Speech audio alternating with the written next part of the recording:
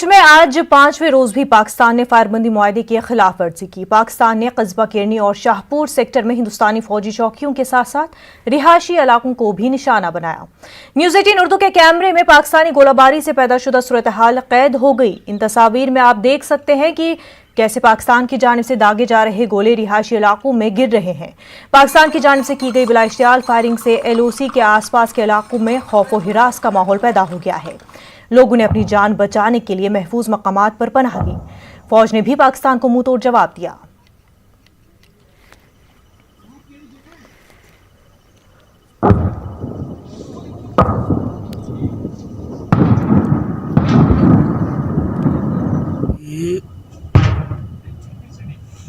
कोई यहाँ जिंदगी का पता नहीं है कि किस वक्त जो है इनके साथ क्या हाल हो जाए, क्योंकि कोई बाहर खेतों में काम कर रहा होता है या कोई मवेशियों के साथ है तो उसी वक्त वहाँ पर शेलिंग आती है, जिसकी वजह से लोगों को जानी खतरा है और कई आदमी की जान चली गई हैं और कई ज़ेर इलाज इस वक्त भी ज़ेर इलाज जो हैं पड़े हुए हैं। हमारे शाहपुर में कई भाई जो है वो बेचारे, कोई मजदूरी करता था, वो उसकी किसी की टांग नहीं, किसी का बाजू नहीं, तो बहुत परेशानी है सर। तो गाँव में होती है गोलाबारी, जब भी होती है गोलाबारी गाँव में।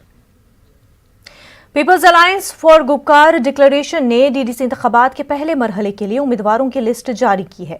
पहले मरहले के लिए मुंतखब उम्मीदवारों ने अपने कागजात जमा कराए हैं। पीपल्स अलायंस के तर्जुमान सजाद गनी लोन ने ट्वीट के जरिए इसकी जानकारी दी है। लोन ने कहा कि लिस्ट से मुतल्लिक पार्टियों को जानकारी दी गई थी। लोन ने कहा कि कुछ मीडिया रिपोर्ट्स के जवाब में यह ट्वीट किया गया है। यह पूछा जा रहा था कि अलायंस की लिस्ट अभी तक जारी क्यों नहीं हुई है। पीपल्स अलायंस की जारीशुदा लिस्ट के मुताबिक पहले मरहले के लिए 22 उम्मीदवार मैदान में होंगे। लिस्ट के मुताबिक नेशनल कॉन्फ्रेंस 16 जबकि PDP पहले मरहले में सिर्फ 4 सीटों पर लड़ेगी। पीपल्स कॉन्फ्रेंस 2 सीटों पर अपने उम्मीदवार उतारेगी। एक तरफ जहां कांग्रेस गुपकार डिक्लेरेशन से दूरी इख्तियार कर रही है, दूसरी जानिब कांग्रेस आने वाले DDC इंतखाबात में गुपकार अलायंस के उम्मीदवारों की हिमायत करने जा रही है। सीनियर कांग्रेस लीडर ताज मोहिउद्दीन ने कहा कि कांग्रेस पार्टी गुपकार अलायंस की हिमायत करेगा। ताज मोहिउद्दीन का कहना है कि DDC इंतखाबात में ऊडी और बोनियार ब्लॉक में कांग्रेस गुपकार अलायंस के उम्मीदवारों की हिमायत करेगी। चंदनवाड़ी ऊड़ी में ताज मोहिउद्दीन ने इन बातों का इजहार किया। ताज मोहिउद्दीन ने BJP पर निशाना साधते हुए कहा कि जम्मू कश्मीर की डेमोग्राफी को तब्दील करने से बुनियादी मसाइल हल नहीं होंगे। कांग्रेस क्योंकि अलायंस का हिस्सा है, इसलिए हमारे यहाँ ऊड़ी में से 2 सीट्स हैं, 2 तहसीलों की 2 सीट्स हैं। उसके लिए मैंने वर्कर कन्वेंशन यहाँ रखा था, उस पर बातचीत हुई और ये फैसला किया गया कि कौन कैंडिडेट होगा। जम्मू कश्मीर अपनी पार्टी के सदर सईद अल्ताफ बुखारी ने पीपल्स अलायंस पर निशाना साधा है। बुखारी ने अलायंस पर दोहरा मयार अपनाने का इल्जाम लगाया है। बुखारी ने श्रीनगर में एक प्रेस कॉन्फ्रेंस के दौरान कहा कि अब गुपकार अलायंस DDC इंतखाबात कैसे लड़ रहे हैं, जबकि उन्होंने पंचायत इंतखाबात में बायकॉट किया था। बुखारी ने कहा कि ये पार्टियां लोगों को गुमराह करने की कोशिश कर रही हैं। उधर पंचायत कॉन्फ्रेंस के सदर शफीक मीर और दीगर कई अफराद ने अपनी पार्टी में शमूलियत इख्तियार कर ली। हंसी भी आती है कि हमारे लीडरान कितना नोविस इस कौम को समझते हैं। वो आज भी हमें चांद सितारे दिखाने की कोशिश कर रहे हैं ये इलेक्शन लड़ने से भी, जबकि ये सबको मालूम है कि टोटली डेवलपमेंट ओरिएंटेड है। इसमें कोई पॉलिटिकल मैसेजिंग नहीं है कि 3rd टायर ऑफ पंचायत बनेंगे। ये डेवलपमेंट ओरिएंटेड प्लानिंग करेंगे, डिस्ट्रिक्ट में क्या कुछ करना है सब प्लानिंग करेंगे और यही इदारे होंगे।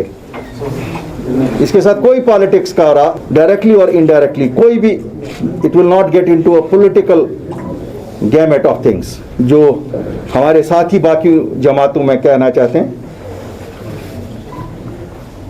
बेचारे क्या करेंगे, अपना मुंह छुपाने के लिए शायद कहते हैं साहब हम तो पावर के लिए नहीं, हम तो लोगों के लिए सामने आए। गेम तो पावर की है, क्योंकि power flows from the grass roots. जब आप लोगों के लिए कुछ करेंगे तो वहीं से ये कहना अब शायद उनके लिए अच्छा नहीं है कि नहीं साहब हम पावर के लिए नहीं लड़ रहे। तो लड़ किसके लिए रहे हो, क्या करने के लिए लड़ रहे हो।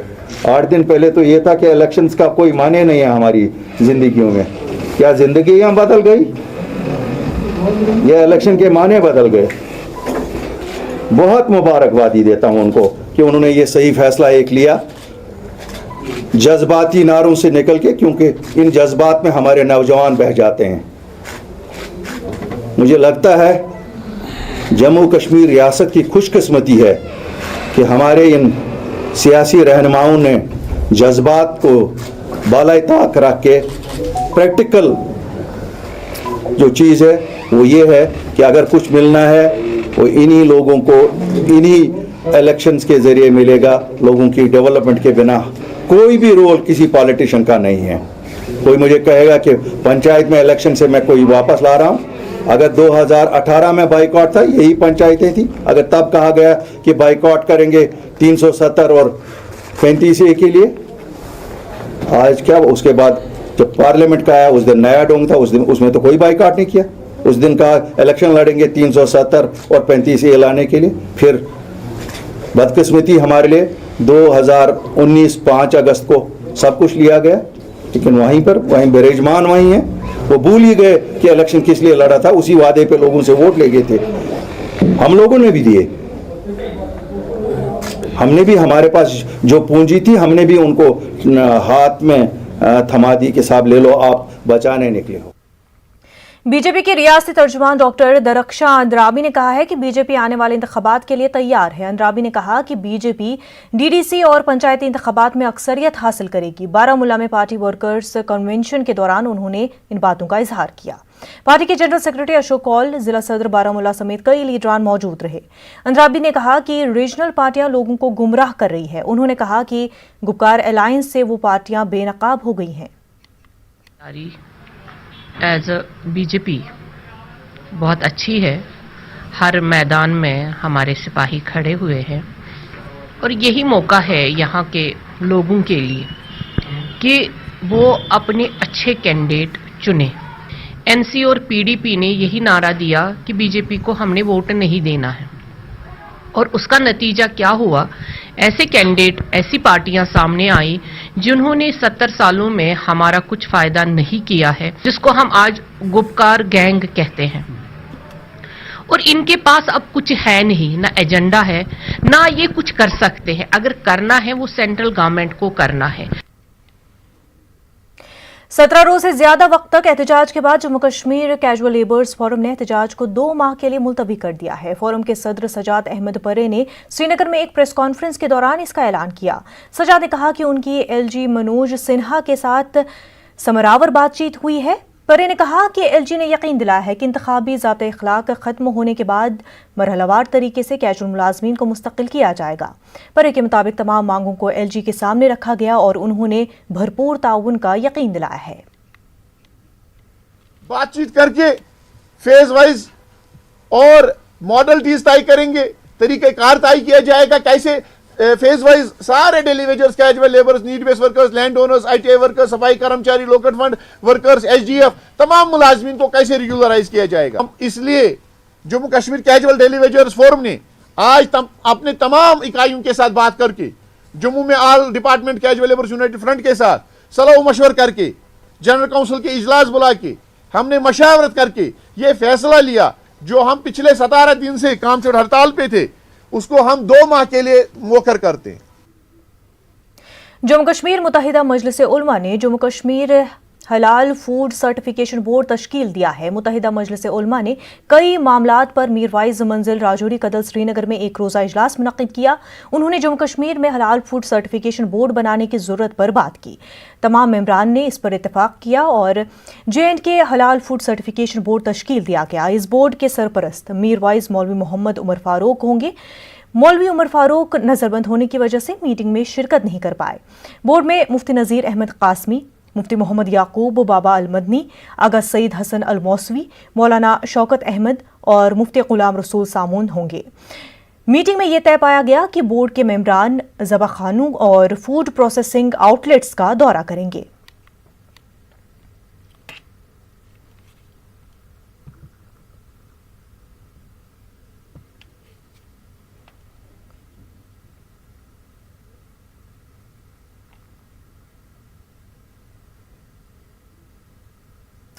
नाजरीन, डीडीसी इंतखाबात के हवाले से बयानबाजी तेज हो गई है। इस सिलसिले में मजीद बात करने के लिए हमारे साथ मौजूद है हमारे चीफ रिपोर्टर परवेज भट्ट।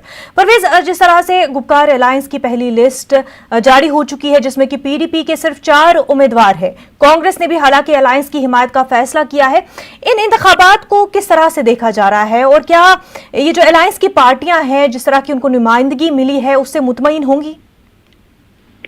जी बिल्कुल मुनज़्ज़ा, अगर हम बात करें डीडीसी चुनाव की और जिनके साथ ये पंचायत जो वैकेंट सीट्स हैं उन पे भी चुनाव होने जा रहा है, तो जब से ये अनाउंस हुए हैं तो तब से एक उथल पुथल यहाँ पे मची है, जो एक सरगर्मी सी शुरू हो गई है और जो सियासी गलियारे हैं वहाँ पे बड़े जोरों शोरों से इस तरह की बात चल रही है कि जो ये चुनाव होने जा रहे हैं, तो पहले तो ये आ रहा था कि पहले शायद जो people's alliance for Gupkar declaration है वो शायद इसमें पार्टिसिपेट ना करे, लेकिन हाल ही में उन्होंने ऐलान करके ये वाज़ा कर दिया कि वो भी इस इलेक्शन में पार्टिसिपेट करने जा रहे हैं, जैसे बाकी जो पार्टीज हैं, पॉलिटिकल पार्टीज है यहाँ पे, उसी तरह वो भी मुतहदा होके ये इन इलेक्शंस में पार्टिसिपेट करेंगे। तो जो लिस्ट जारी हुआ है। जी परवेज, आप तक हमारी आवाज पहुंच पा रही है?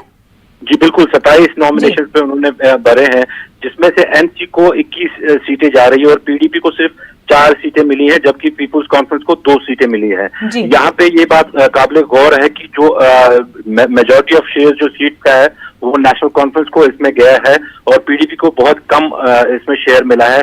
इसकी वजह जो जानकार हैं वो ये बता रहे हैं कि जो पीडीपी की जो ग्राउंड जो उनकी स्ट्रेंथ है, जो उनकी स्ट्रेंथ थी पार्टी की, वो काफी वीक हो गई थी पिछले 1-1.5 साल से, जब से महबूबा मुफ्ती की हुकूमत यहाँ खत्म हुई है।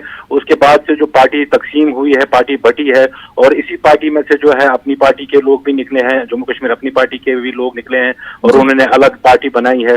तो माना जा रहा है कि जो पीपल्स डेमोक्रेटिक पार्टी है वो उसकी जो स्ट्रेंथ है वो काफी कमजोर बन गई है, इस वजह से जो सीट्स का शेयर है उनको कम दिया गया है इस बारी, जबकि नेशनल कॉन्फ्रेंस को 21 सीटें मिली हैं इसमें जहां जिन पे वो इलेक्शन लड़ेंगे। तो इन चुनाव के हवाले से अगर हम बात करें तो ये काफी इम्पोर्टेंट यहाँ पे इलेक्शंस होने जा रहे हैं। ये 28 नवंबर से ये शुरू होंगे। ये पहली बार डीडीसी चुनाव यहाँ पे जो ग्राउंड लेवल जो ये डेमोक्रेसी है उसको स्ट्रेंथन करने के लिए, उसको स्ट्रांग करने के लिए ये चुनाव किए जा रहे हैं। ये चुनाव जो है 280 डीडीसी कॉन्स्टिट्यूशन पे ये मुश्तमिल है और 8 फेजेस में ये जो है ये इलेक्शंस जो हैं ये होंगे।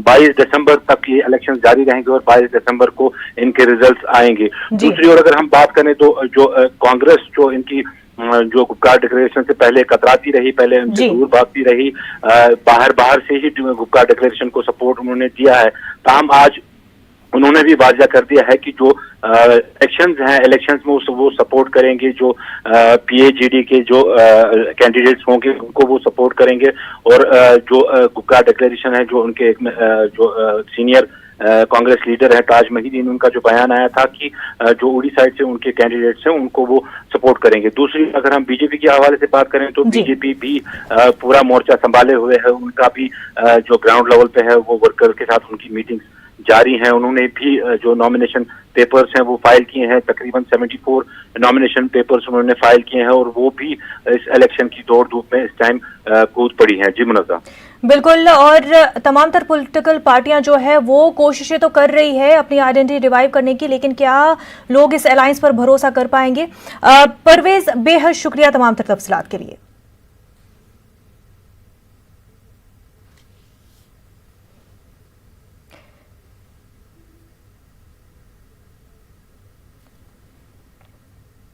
नाज़रीन, एक छोटा सा ब्रेक लेंगे, जल्द होंगे हाजिर।